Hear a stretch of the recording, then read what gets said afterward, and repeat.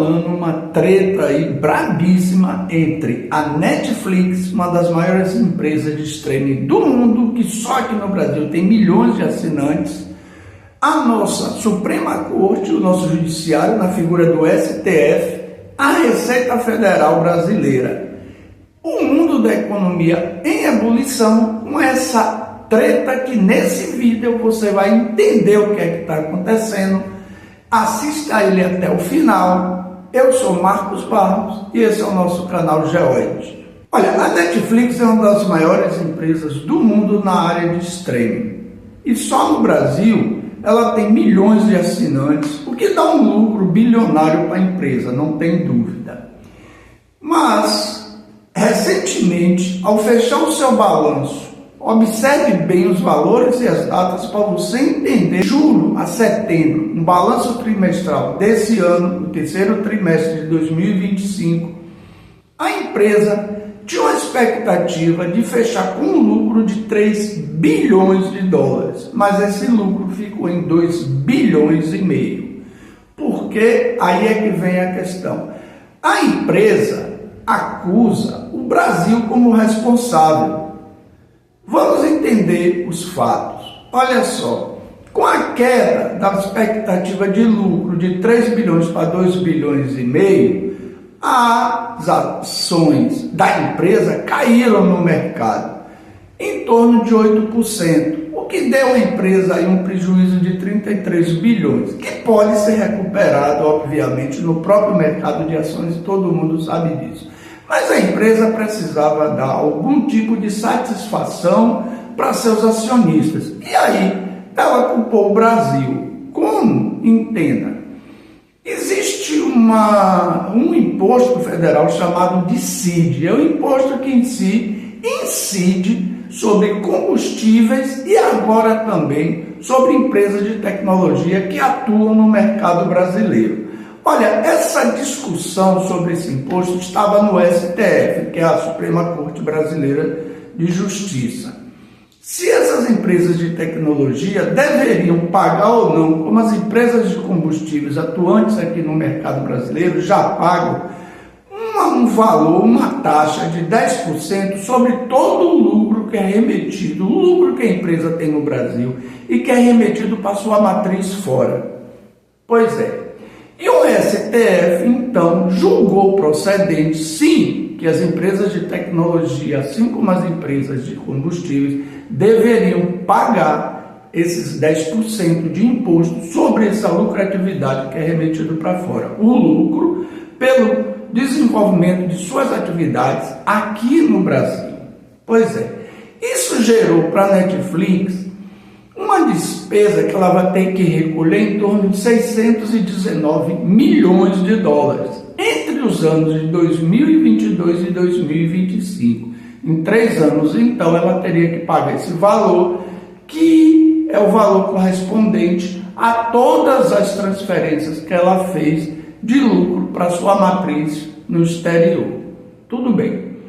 Obviamente, a Netflix diz que isso não estava contabilizado nas suas previsões de despesa, esse custo agora, o que fez com que então baixasse o seu lucro, a sua previsão de lucro de 3 bilhões para 2 bilhões e meio, porque ela teve que arcar com esse custo aí dos 619 milhões de dólares a mais em suas despesas.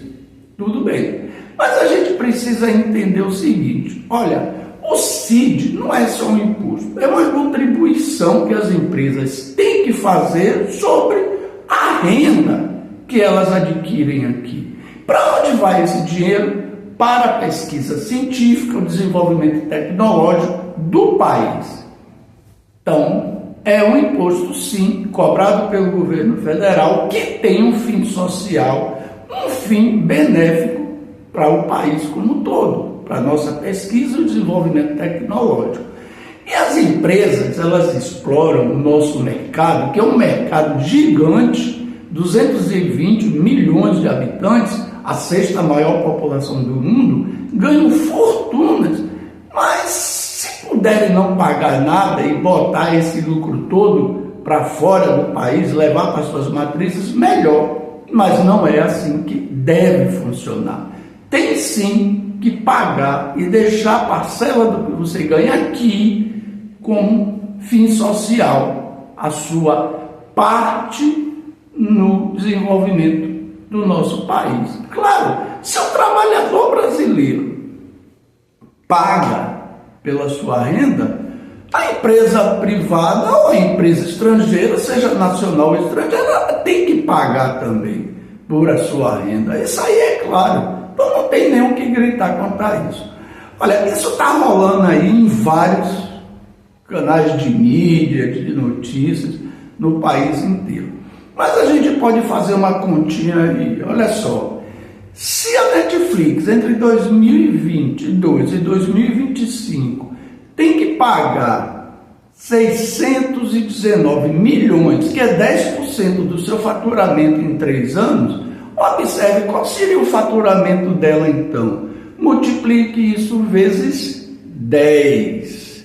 E aí você vai saber qual foi o faturamento dela em 3 anos. Vamos fazer essa conta? 619 milhões vezes 10 daria de dólar, daria 6 bilhões 190 milhões de dólares. Algo em torno, se você multiplicar isso pelo valor de dólar, isso vai dar 30 e tantos bilhões, não é isso? É o faturamento da empresa em 3 anos no Brasil. Você entendeu a quantidade de dinheiro que essas empresas ganham no mercado brasileiro?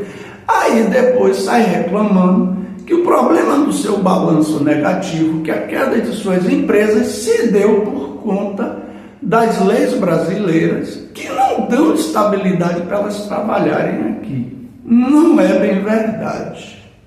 Ora, se não está tendo lucro no Brasil, tem no mundo inteiro para ter esse lucro. Pois é, mas o mercado brasileiro é importante, porque é um mercado crescente, de uma população gigante e promissor economicamente. É por isso que todo mundo explora o mercado brasileiro.